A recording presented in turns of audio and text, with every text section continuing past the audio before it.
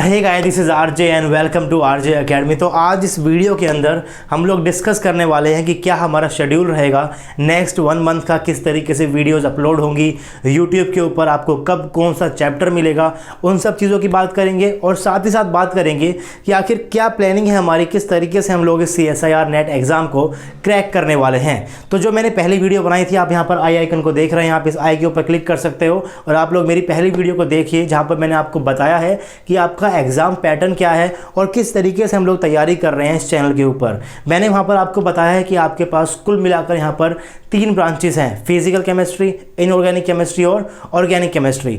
अगर मैं बात करूँ पार्ट बी और पार्ट सी के क्वेश्चंस की, जहाँ पर केमिस्ट्री आपसे पूछी जाती है, तो पार्ट बी के अंदर आपके पास टोटल क्वेश्चंस होते हैं 40 questions, out of which you have to attempt only 35 questions. Part C की अगर मैं बात करता हूं तो आपके पास होते हैं 60 questions, out of which you have to attempt only 25 questions. आप उससे ज़्यादा अटेम्प्ट नहीं कर सकते। तो मैक्सिमम स्कोरिंग आप कर सकते हो पार्ट सी से 100 मार्क्स की, मैक्सिमम स्कोरिंग आप कर सकते हो पार्ट बी से 70 मार्क्स की।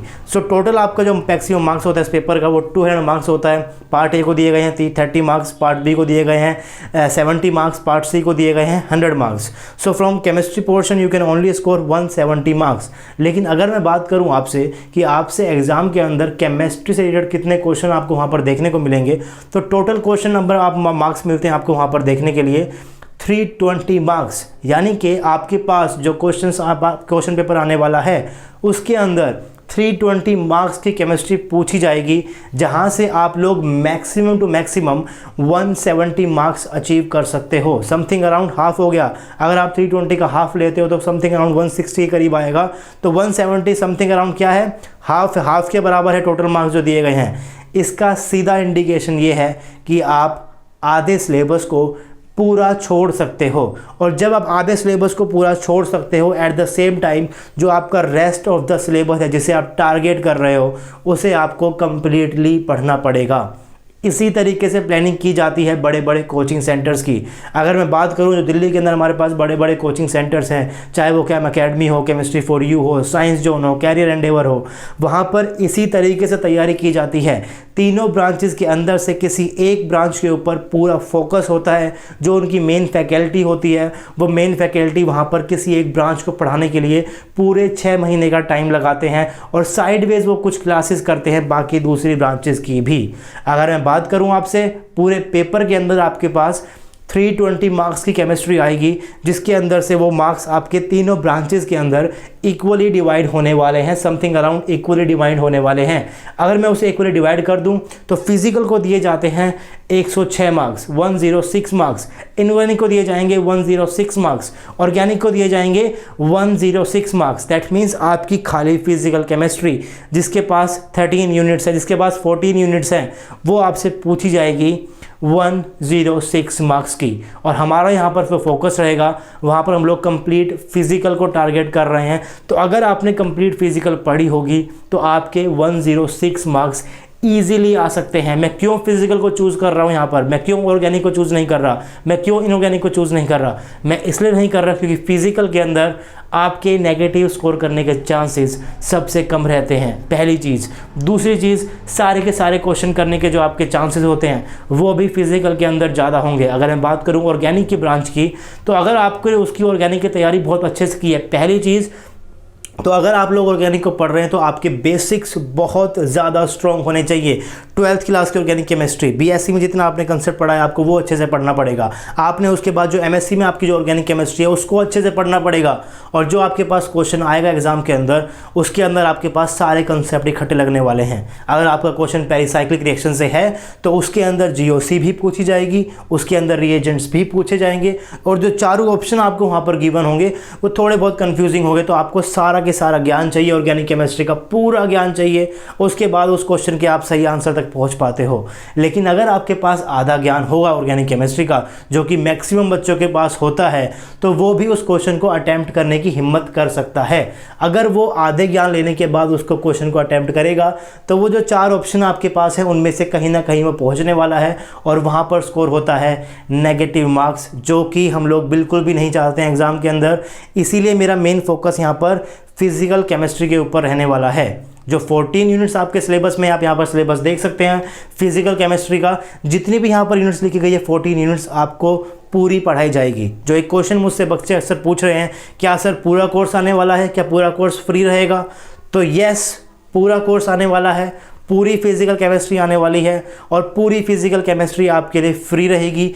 ऐसा भी नहीं है कि आप वीडियो को लेक्चर को डाउनलोड करके रखो ताकि आप बाद में देख सको, क्योंकि बाद में यहाँ पर कोई कुछ चीज़ें पेड हो जाएगी, तो ऐसा भी नहीं होने वाला।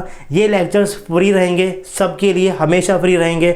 आप लोगों को डाउनलोड करने की भी ज़रूरत नहीं है, आप इसे यूट्यूब पर आराम से देख सकते हो। ऐसा भी नहीं होगा कि आपको हर एक चैप्टर को आधा पढ़ाया जाएगा, उसके बाद एप्लीकेशन आ जाएगी, आप वहाँ पर जाके लॉगिन कीजिए, कुछ पैसे को चार्ज किया जाएगा, ऐसा कुछ भी वहाँ पर नहीं होगा। और मैंने मेरे थंबनेल से आपको इसका इशारा भी दिया है, जहां पर हम लोग प्रमोट कर रहे हैं free education. And when I say free education, I mean it that पूरी की पूरी एजुकेशन आपकी फ्री होने वाली है, पूरा कोर्स आपका फ्री होने वाला है।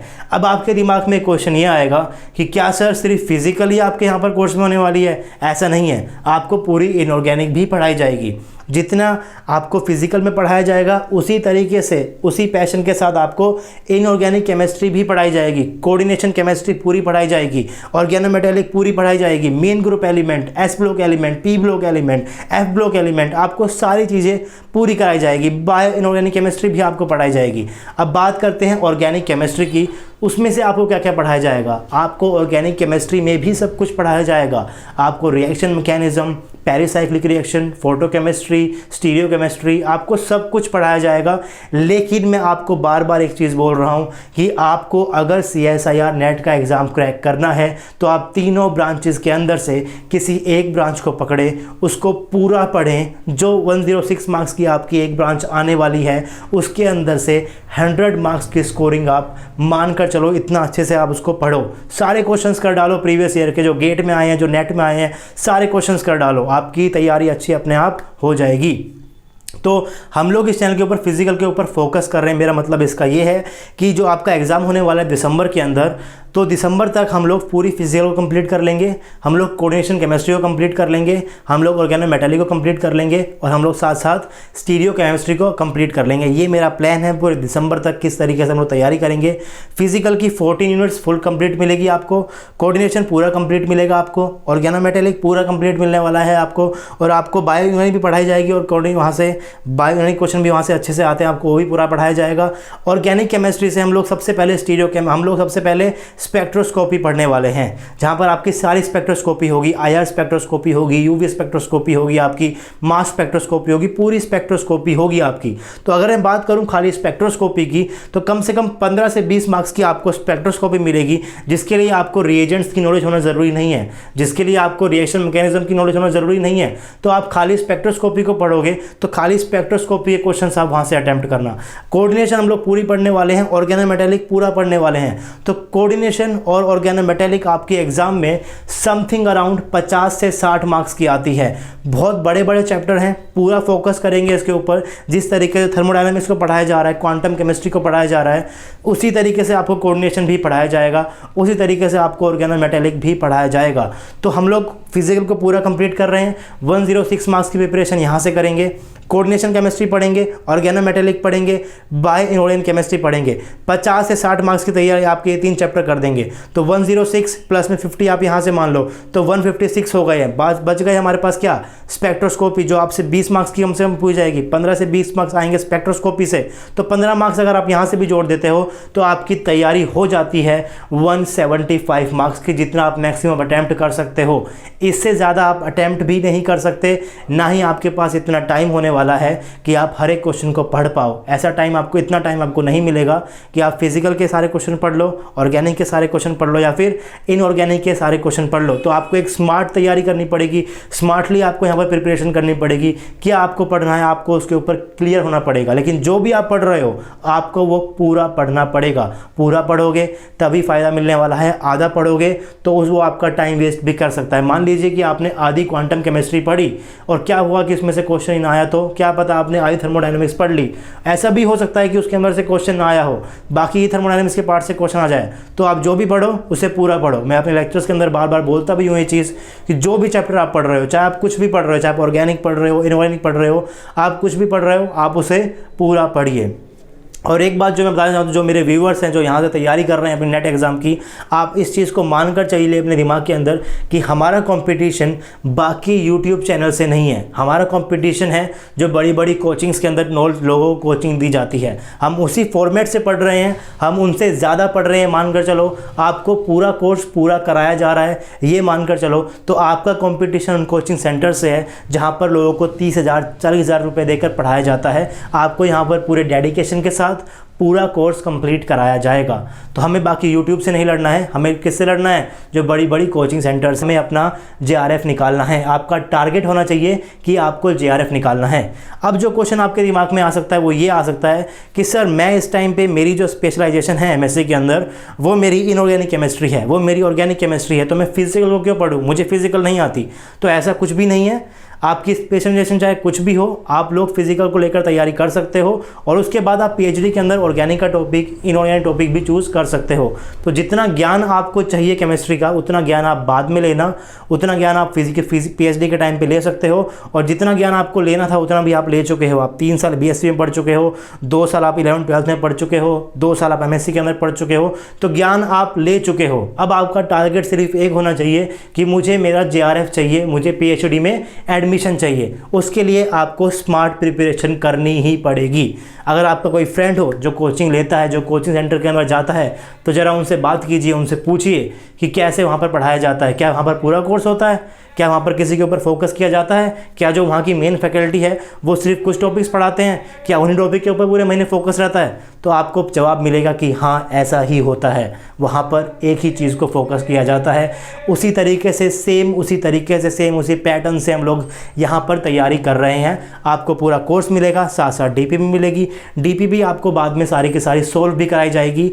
और नवंबर एंड के महीने में एक मैराथन सीरीज़ भी आएगी जहाँ पर हम आपको बड़े बड़े टॉपिक्स को मैं आपको कंप्लीटली रिवाइज़ कराऊंगा 2 घंटे की क्लासेस के अंदर या 3 घंटे की क्लासेस के अंदर।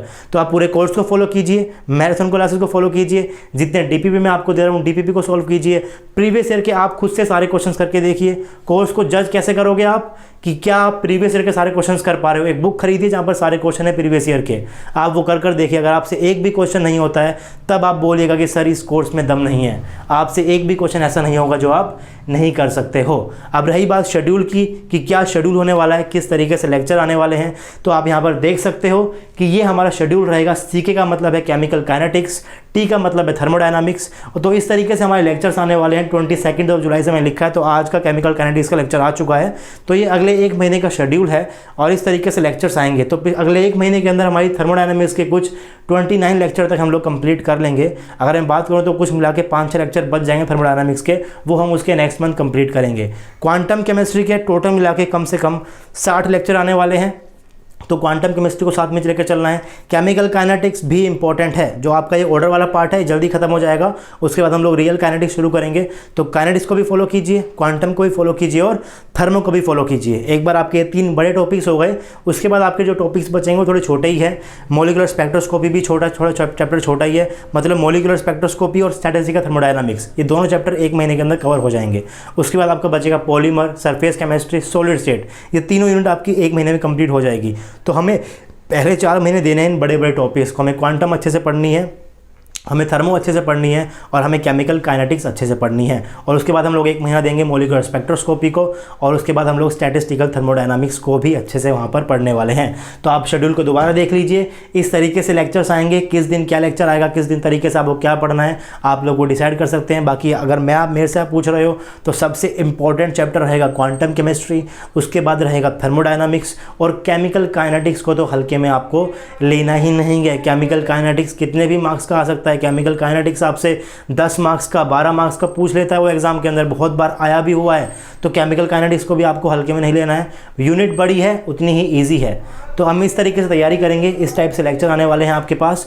तो लेक्चर्स को अच्छे से फॉलो कीजिए, सारे क्वेश्चन को कर देखिए, प्रीवियस ईयर क्वेश्चन को करके देखिए। नोट्स मैं आपको साथ में दे रहा हूँ, नोट्स को अपने साथ जमा करिए, नोट्स को पढ़िए, और उसके बाद आपके पास लास्ट में मैराथन सीरीज़ आने वाली है जिससे आपकी रिवीजन भी अच्छे से हो जाएगी। तो शेड्यूल आपका हो गया, प्रिपरेशन कैसे हो रही है वो आपका हो गया।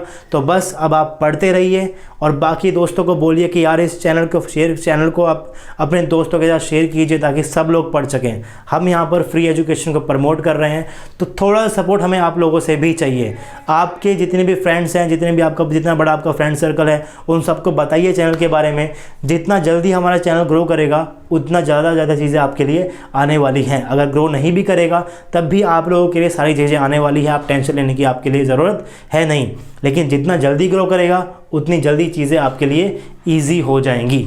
तो आपसे मिलते हैं नेक्स्ट लेक्चर के अंदर। उम्मीद करता हूं कि आप समझ गए क्या हमारी प्लानिंग है या कैसे लेक्चर्स आने वाले हैं, और उम्मीद रखता हूं कि आपको जैसे मैं पढ़ा रहा हूं आपको वो कैसा लगा, वो आपको अच्छा लग रहा है या कैसा लग रहा है। जैसा भी आपको लगता है प्लीज़ यार कमेंट करके मुझे बताइए इस वीडियो के नीचे कि आपको क्या मेरा पढ़ाया हुआ समझ में आ रहा है। प्लीज़ यार प्लीज़ कमेंट कीजिए ताकि मुझे पता चल जाए कि जो मैं पढ़ा रहा हूँ आप तक पहुँच रहा है या आप तक नहीं पहुँच रहा है। अपने फेवरेट टॉपिक्स को लिखिए, क्या आप लोग पढ़ना चाहते हैं, उसके बाद वो भी लिखिए। साथ साथ हम लोग वो भी करेंगे। अगर आप चाहते हो कि कोई छोटा सा क्विज सेशन साथ में आए, डेली की 5-10 मिनट की वीडियोस अलग से आए जिसके अंदर मैं कुछ पर्टिकुलर क्वेश्चन, पर्टिकुलर कंसेप्ट बताऊँ, तो वो भी हम लोग शुरू कर सकते हैं। आप लोगों के दिमाग में अगर कोई अच्छा सा आइडिया है तो आप नीचे कमेंट सेक्शन के अंदर मुझे ज़रूर बताइए। वीडियोज़ कैसी लगती है वो ज़रूर बताइए, टीचिंग स्टाइल कैसा लगता है वो ज़रूर बताइए। सब चीज़ें आप मुझे बताइए, मैं आपके कमेंट्स देख रहा हूं। तो आपसे मिलते हैं नेक्स्ट लेक्चर के अंदर। तब तक के लिए पढ़ते रहिए, पढ़ाते रहिए और खुश रहिए।